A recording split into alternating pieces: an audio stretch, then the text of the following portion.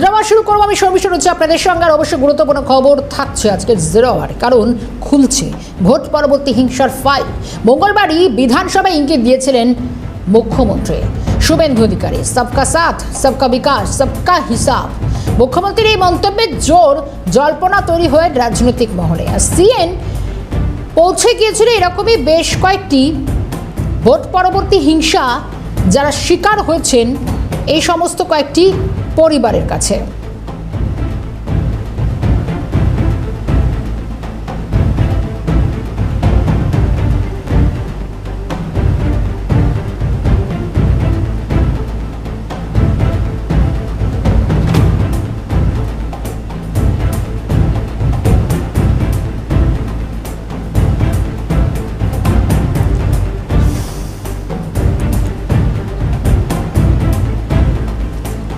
একুশের সঙ্গে একটু তুলনা করতে হবে। যে অত্যাচার আপনারা করেছেন কোনো সভ্যতে সেরকম হয় না। কাউন্টিং সেন্টারে মানস সাহাকে খুন করেছেন।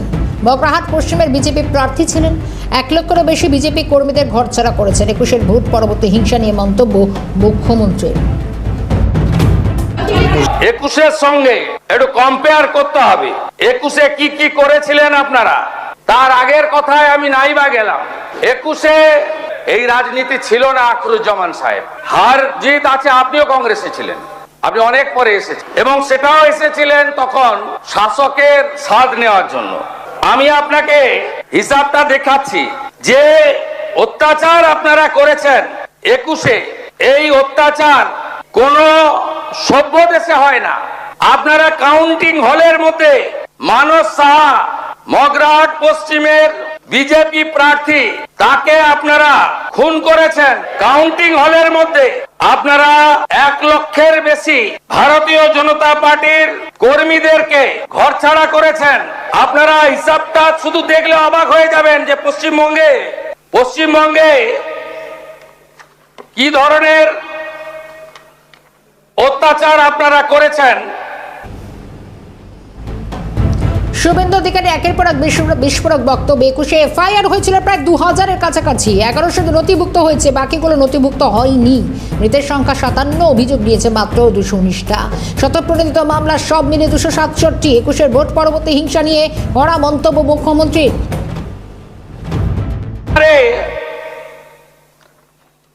মোট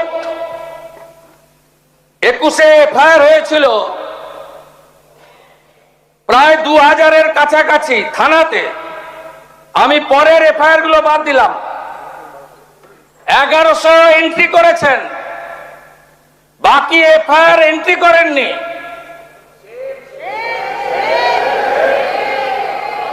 মৃত্যুর সংখ্যা 57। আর এবারে অভিযোগ দিয়েছেন মাত্র 219টা। আর পশ্চিমবঙ্গের পুলিশ এফআইআর করেছে, মোটো এফআইআর নিয়ে 262। হারোয়ায় 2021-এ ভোট পরবর্তী হিংসার ঘটনা, যখন বিজেপি প্রার্থী সহ একাধিক কর্মী, কাঠগড়া স্থানীয় তৃণমূল নেতৃত্ব অশান্ত হয়ে উঠেছিল সেই সময় হাওড়া গোপালপুর 1 নম্বর পঞ্চায়েত। যখন হারোয়ার বিধানসভার বিজেপি প্রার্থী রাজেন্দ্র সাহা, তার বাড়িতে চলে বোমাবাজি, ভাঙচুর, লুটপাট। ছাড় পাননি বাড়ির মহিলা সদস্যরা। মূলত জেসিবি দিয়ে চলে ভাঙচুর। আতঙ্কে এলাকা ছেড়ে পালিয়ে যান বিজেপি কর্মীরা। অনাহারে অর্ধাহারে দিন কাটান বিজেপি কর্মীরা। পরীক্ষায় বসতেও পারেনি সেই সময়। অনেক মাধ্যমিক উচ্চ মাধ্যমিক যারা পরীক্ষার্থী ছিল সেই ঘরের ছবি ভোট পরবর্তী হিংসার। হাইকোর্টের নির্দেশে কিংবা তৃণমূল নেতাদের টাকা দিয়ে বাড়ি ফিরেছিলেন কেউ কেউ। পূর্বতনের সরকার বা প্রশাসন কোনো ব্যবস্থা নেয়নি তৃণমূল দুষ্কৃতীদের বিরুদ্ধে। দোষীদের সাজা হবে মুখ্যমন্ত্রীর আশ্বাসে এখন আশার আলো দেখছেন যারা অত্যাচারিত নির্যাতিতরা। আরও আসছে ছবি। আর গতকাল এভাবে বিধানসভা ভোট পরবর্তী সন্ত্রাস নিয়ে যখন সরব হয়েছেন, 2021-এর প্রসঙ্গ উত্থাপন করেছেন মুখ্যমন্ত্রী শুভেন্দু অধিকারী বিধানসভায় দাঁড়িয়ে, তখন আমাদের প্রতিনিধিরাও এরকমভাবে বিভিন্ন প্রান্তে ছুটে গিয়েছিল, যারা বিভিন্ন প্রান্তের ছবিটা আজ আপনাদের তুলে ধরবো জিরো আওয়ারে। কে কেমন রয়েছেন হারোয়াটা দিয়ে শুরু করার চেষ্টা করি। পঙ্কজ বিশ্বাস রয়েছেন আমাদের সঙ্গে। পঙ্কজ, যে ঘটনাগুলো আমরা দেখলাম, কারণ তুমি রয়েছে সেই পরিবারের সঙ্গে যারা 2021-এ ভোট পরবর্তী হিংসায় যে চরম অত্যাচারিত হয়েছিল সেই ছবি, কিন্তু এবারে মুখ্যমন্ত্রী গতকাল যা বলেছেন তারপরে দেখা গেল পালা বদলে পরে এবারে অন্তত ছবিটা সম্পূর্ণ আলাদা। তুমি তাদের সাথে রয়েছো, কি নিদারুণ সেই পরিস্থিতি তাদেরকে সহ্য করতে হয়েছিল।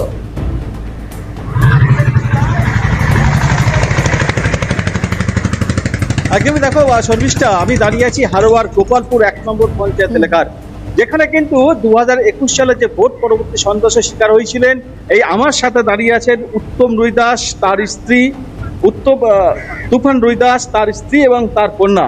এনারা কিন্তু ঘর ছাড়া ছিলেন না, শুধু এই যে বাড়িটা দেখতে পাচ্ছি, এই বাড়িটা কিন্তু ভাঙচুর করা হয়েছিল, আসবাবপত্র ভাঙচুর করা হয়েছিল, লুটপাট করা হয়েছিল, এলাকা ছাড়া ছিলেন। 3 বছর পরে তারা কিন্তু হাইকোর্টের নির্দেশে বাড়ি ফেলেছিলেন। আমার সাথে রয়েছেন সেই বাড়ির একজন গৃহবধূ। কি অবস্থা হয়েছিল? যে 2021-এ রেজাল্ট আউট হওয়ার পরে বাড়ি মানে সঙ্গে সঙ্গে বোম বাজি পড়ে, তারপরে আমার স্বামী আমাদের নিয়ে খুব মানে গালালি, এইবার কি বাইরে বার হলে আমাদের মারধর করবে, সেই পরিমাণে আমাদের খুব অত্যাচার করছে। যার ফলে একটু বেলার দিকে বৃষ্টি আসলে কোনো রকমের স্বামী ছেলে মেয়েদের নিয়ে কোনো রকমে পালিয়ে যায়, এমনকি মারধরও পর্যন্ত করেছে। এইবার পালিয়ে যাওয়ার পরে আমরা ছিলাম খুব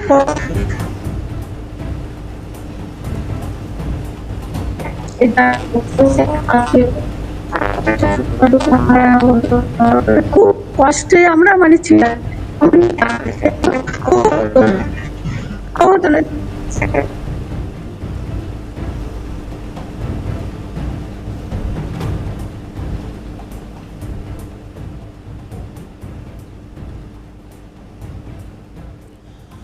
হারোয়ার এরকম একটি পরিবারের সঙ্গে আমাদের প্রতিনিধি এই মুহূর্তে সরাসরি কথা বলছেন। আমরা আবারও একটু ফেরার চেষ্টা করব, কারণ নির্যাতিতরা তারা জানাচ্ছেন কিভাবে 2021-এর পর তাদের যা সহ্য করতে হচ্ছে, তাদেরকে হামলার মুখে পড়তে হয়েছে, তাদেরকে ঘর ছেড়ে চলে যেতে হয়েছে, ঘর বাড়ি ফেলে রেখে চলে যেতে হয়েছে, তাদের প্রাণে বাঁচতে হয়েছে বিজেপি কর্মীদের, তাদেরকে হুমকি মারধর কোনো কিছু বাদ হয়নি, মহিলা এবং শিশুদেরকেও রেয়াত করা হয়নি। তৃণমূল আশ্রিত দুষ্কৃতীদের বিরুদ্ধে সেই সময় প্রশাসন একটা পদক্ষেপ পর্যন্ত নেয়নি অভিযোগ। আজ তারা ঘরে ফিরতে পেরেছেন, কিছুটা ভয়মুক্ত হতে পেরেছেন। নতুন বিজেপি সরকার ক্ষমতায় এসে অন্তত ছবিটা অনেকটাই বদল হয়েছে 2026-এ। ভোট পরবর্তী হিংসার একাধিক ফাইল খুলছে। গতকালও বিধানসভায় দাঁড়িয়ে মুখ্যমন্ত্রী তিনি নিজে গোটা বিষয়টা স্পষ্ট করেছেন, একটাকেও ছাড় দেওয়া হবে না, অন্তত কোনোভাবে তাদেরকে রেয়াত করা হবে না, কোনো দুষ্কৃতী যাতে জেলের বাইরে না থাকে তারই ব্যবস্থা করা হবে, এই স্টেশনে একাধিক বিল আসবে, এমনটাও কিন্তু স্পষ্ট করেছেন মুখ্যমন্ত্রী শুভেন্দু অধিকারী। এবং এরকমই বেশ কিছু পরিবারের কথা এই মুহূর্তে আপনাদের সামনে তুলে ধরার চেষ্টা করব, তার কারণ দিকে দিকে রাজ্যের বিভিন্নভাবে এইভাবে যারা নির্যাতিতরা তারা কি বলছেন। আরও একবার যাবো পঙ্কজের কাছে হারোয়ায়। পঙ্কজ, তারা বলছিলেন যে তাদেরকে কোন রকমে পালিয়ে তাদের প্রাণ রক্ষা করতে হয়েছে। পঙ্কজ,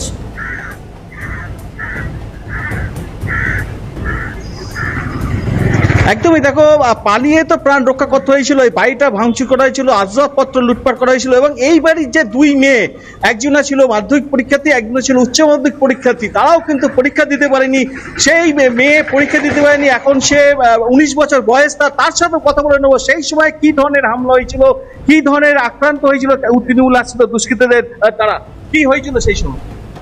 এই সময় মানে দুষ্কৃতীরা এমনভাবে করছিল, আমার বড় দিদি যিনি ছিলেন ওকে দুষ্কৃতীরা এমনভাবে তারা করেছিল, ভয়ে একটা পাশের বাড়ির জেঠিমা তার কাছে গিয়ে বলেছিল জেঠিমা আমাকে বাঁচাও, তারা এমনভাবে নিতে এসেছিলো, বলছিল ওকে ধর, এরকম প্রচুর অত্যাচার করেছে। আমার 2 দিদি, তো বড়দি কলেজ স্টুডেন্ট ছিল, পড়াশুনোটা ছাড়তে হয়েছে এই কারণে বাড়ি ছাড়ার পরে, মেজদি মাধ্যমিকও দিতে পারেনি এই কারণে, দুজনেই পড়াশুনো ছাড়তে হয়েছে। খুব অবস্থা খুবই খারাপ ছিল আমাদের 21 সাল। কতটা আতঙ্কে ছিলেন? প্রচুর আতঙ্কে ছিলাম, এমন যে বাড়িতে এখানে পেলে মেরেই দেবে, বা আমাকে তো একদম পুরো খুঁজছিল মেরে দেবে, এরকম একটা অবস্থা। অপরাধ এই বাবা একটু বিজেপির দিকে গেছিল বলেই কাটতে হয়েছে। দাদা, গতকাল মুখ্যমন্ত্রী বলেছেন যে 2021 সালে ভোট পরবর্তী সন্ত্রাসে যারা শিকার হয়েছিলেন, যারা অপরাধী, তাদের সাজা হবে, বিচার হবে, হলে তো আমি খুব খুশি হব, কেননা আজকের আমার উপর যা অত্যাচার গেছিলো আমার পেলে মেরে দিত। এরা মারার স্কিম করেছিল, সেই সময় বৃষ্টি এসেছিল, তো রাত্রি আমার প্ল্যান করেছিল মেরে দেবে, পুরো ফ্যামিলিটাই মেরে দেবে।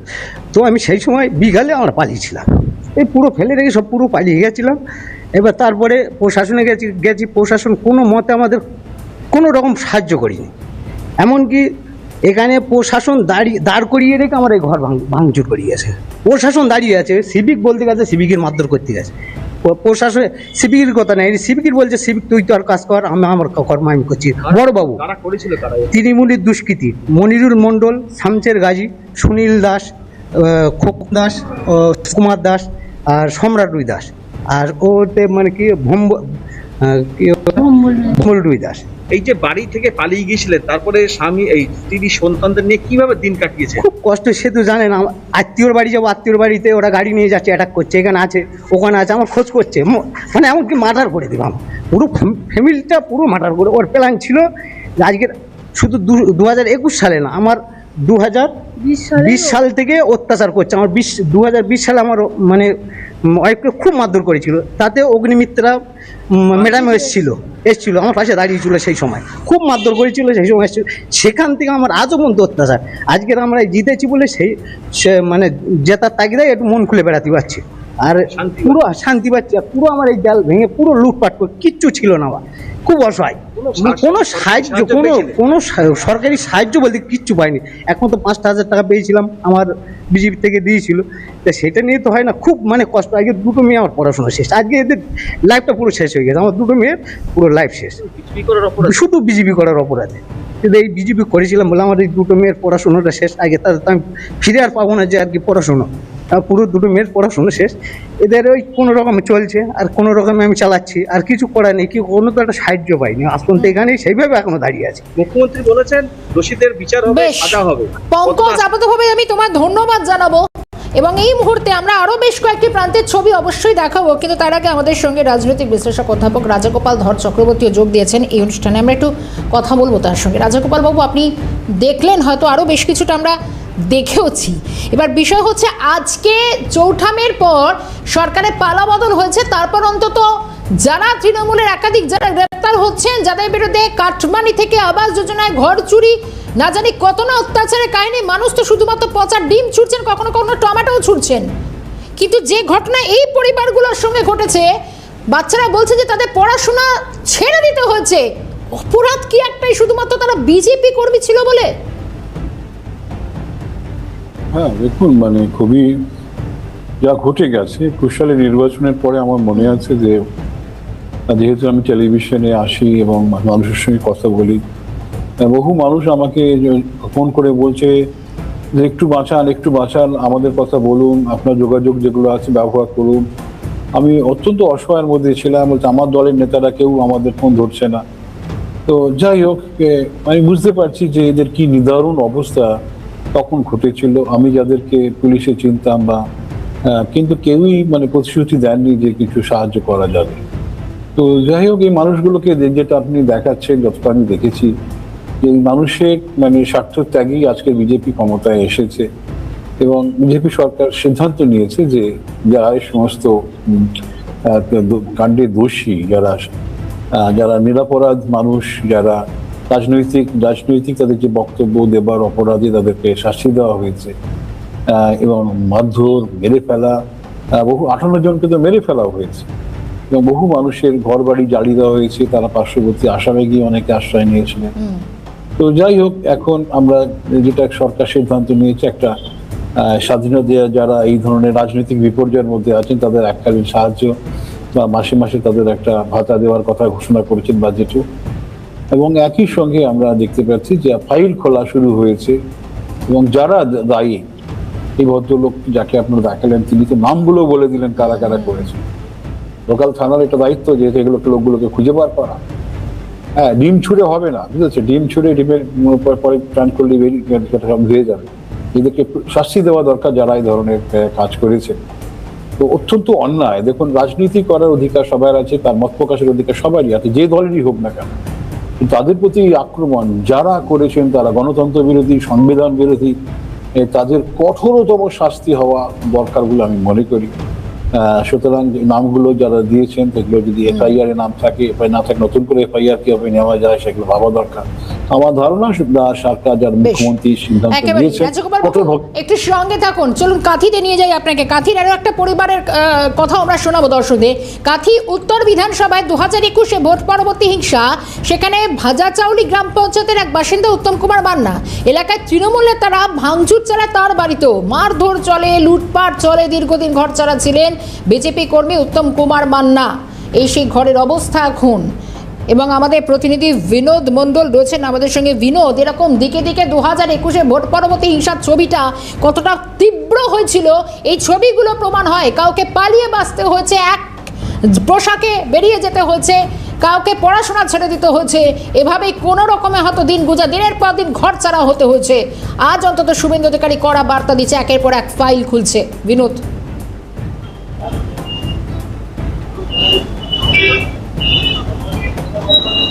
দেখো শর্মিষ্ঠা, তোমায় বলি যে 2021 বিধানসভা নির্বাচনের পর যে পরিস্থিতি তৈরি হয়েছিল, এক প্রকার জল্লাতের আকার নিয়েছিল এই তৃণমূল।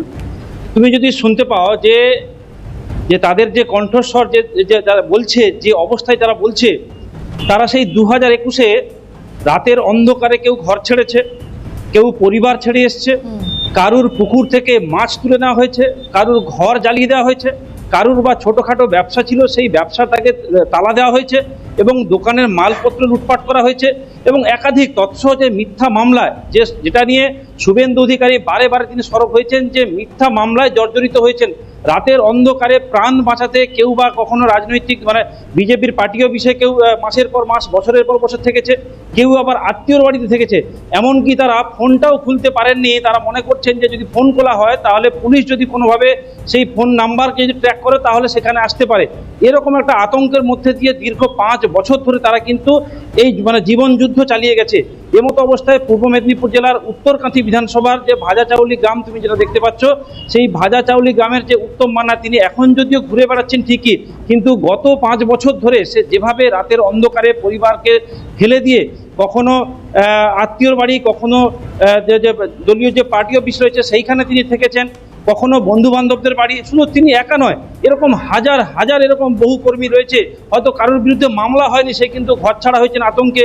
কারোর জমি থেকে ধান কেটে নেওয়া হয়েছে, কাউকে চাষ করতে দেওয়া হয়নি, কারোর নাঙল জমিতে। কারোর সাথে কথা বলা যাবে? অভিযোগ কিন্তু বারে বারে সেই তৃণমূলের বিরুদ্ধে উঠে আসছিল।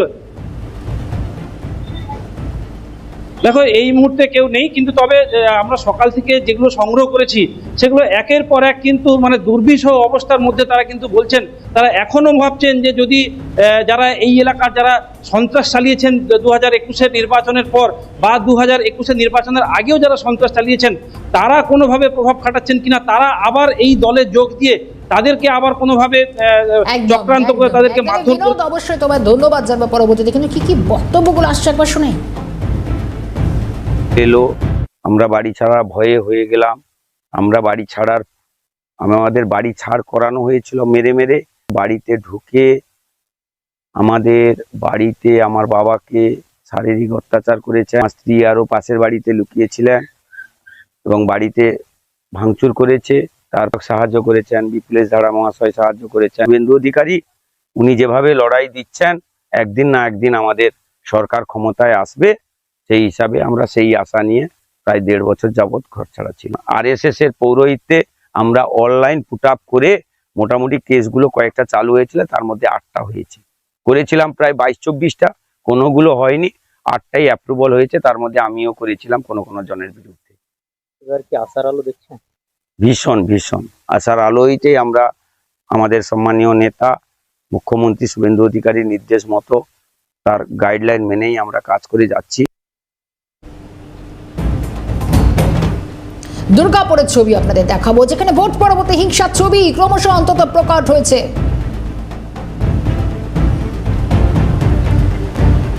2021 বিধানসভা এবং 2024 লোকসভা ভোটের পর হিংসা, তৃণমূলীদের সন্ত্রাসে বাড়ি ছাড়া হতে হয়েছে বিজেপির নেতা কর্মীদের। বিজেপি কর্মীদের বাড়িতে বোমাবাজির অভিযোগ হচ্ছে, কখনো কখনো মিথ্যে মামলায় ফাঁসানো হচ্ছে বিজেপি কর্মীদের। রাজ্যে পালা বদলের পর এখন পলাতক অভিযুক্ত তৃণমূল নেতা।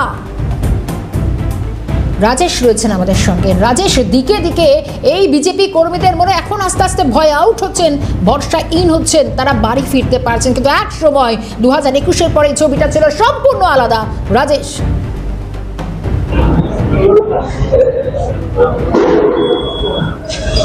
দেখো শর্মিষ্ঠা, দুর্গাপুরের ক্ষেত্রে ছবিটা বলবো 2017 সাল।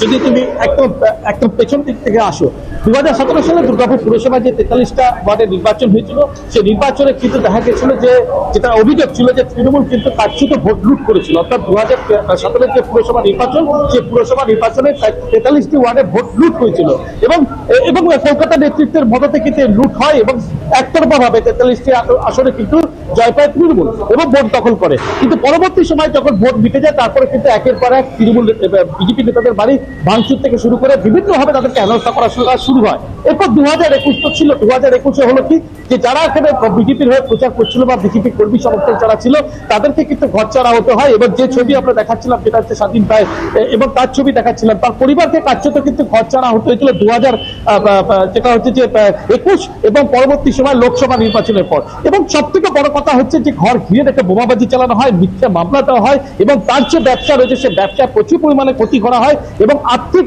তোলা চাওয়া হয়, অর্থাৎ তোলাবাজি চাওয়া হয়। ওখানকার প্রাক্তন তৃণমূল কাউন্সিলর যেটা হচ্ছে লাভলি রায়, তার বিরুদ্ধে মূলত অভিযোগ তার দলবলদের বিরুদ্ধে যে ব্যবসা করতে পারবে, ঘরে ঢুকতে পারবে, তখনই তাকে যদি টাকা দিতে হয়, অর্থাৎ টাকা দিলে তার কিন্তু 7 গুণ মাপ ছিল, টাকা দিতে রাজি হয়নি বিজেপি কর্মী এবং পরিষ্কার ভাবে বলেছিলেন যে মামলা হল বাড়ির বাইরে থাকবো তবে আচ্ছা আসবো না। কিন্তু গোটা ঘর ঘিরে ধরে কিন্তু বোমাবাজি শুরু হয়, ব্যাপক বোমাবাজি শুরু হয়। তার জেরে কিন্তু তার বৃদ্ধা মা। বেশ, একেবারেই রাজেশ, তোমাকে আমি ধন্যবাদ জানাবো। এই হচ্ছে ছবিটা, আমি যাবো সরাসরি একেবারে রাজাগোপাল বাবু রয়েছেন আমাদের সঙ্গে। রাজাগোপাল বাবু, ছবিটা আপনি দেখলে, শুধু এটা তো আমরা মাত্র গুটি কয়েক দু একটা ছবি তুলে ধরার যতটুকু পারলাম করলাম, কিন্তু বিষয় হচ্ছে দিকে দিকে জেলায় জেলায় ভাবে বিজেপি কর্মীরা শুধুমাত্র বিজেপি করার জন্য, কারণ সেই সময় তৃণমূল ক্ষমতায় একেবারে তুমুল যে জল্লাদ রাজ অন্তত চলেছে, বাড়ি ফিরতে পারেনি। এখন মুখ্যমন্ত্রী পরিষ্কার বলছেন, সাফ কথা, প্রত্যেকটা বিচার হবে গুনে গুনে। হ্যাঁ দেখুন, মানে যে মর্মান্তিক ছবি আপনারা দেখাচ্ছেন, মানে আমার তো শিউরে উঠছে গা পা এবং প্রতিশোধ ক্রিয়া জন্মাচ্ছে, যে কোনো মানুষেরই জন্মাবে। সাধারণ মানুষ, তাদের তো অপরাধটা কি, গণতান্ত্রিক অধিকার তাদের আছে, মত প্রকাশের অধিকার আছে এবং তাই জন্য এই ধরনের দুর্বিষহ জীবন তাদের যাপন করতে হয়েছে। সরকার যারা ছিল তারা তাদের যে দায়িত্ব, সরকারি দায়িত্ব, রাজধর্ম, তারা কিন্তু কেউ পালন করেনি এবং ঠিক হয়েছে এবং তাদেরকে মানুষ সরিয়ে দিয়েছে। তারা ভেঙে টুকরো টুকরো হয়ে গেছে, শেষ হয়ে যাওয়ার মধ্যে। বিধাতার অভিশাপ রয়েছে, সাধারণ মানুষের যে দুঃখ যন্ত্রণার কথা বিধাতা শুনেছেন। এই তাদের আজকে দেখেছি শাসক দলের উপরে কি ধরনের মানে বিধাতার অভিশাপ নেমেছে, যা একেবারে শেষ। কিন্তু ব্যাপারটা হচ্ছে আমাদের যে সরকার এসেছেন তাকে তো যথেষ্ট কাজ করার কথা ভাবছে এবং যারা দোষী তাদেরকে যথাযোগ্য শাস্তি দেওয়া। কিন্তু রাজাকুমার বাবু, এখানে একটা কথা তো বলতেই হয়, শুধু তো যারা হামলা চালিয়েছে তারা নয়, যাদের বিরুদ্ধে অভিযোগগুলো করতে গিয়েছিল সেই সময় তো তৎকালীন পুলিশ তখন সে একটা অভিযোগ পর্যন্ত নেয়নি, এখন অন্তত তাদেরকে ট্রাকে ফেরানো যাচ্ছে।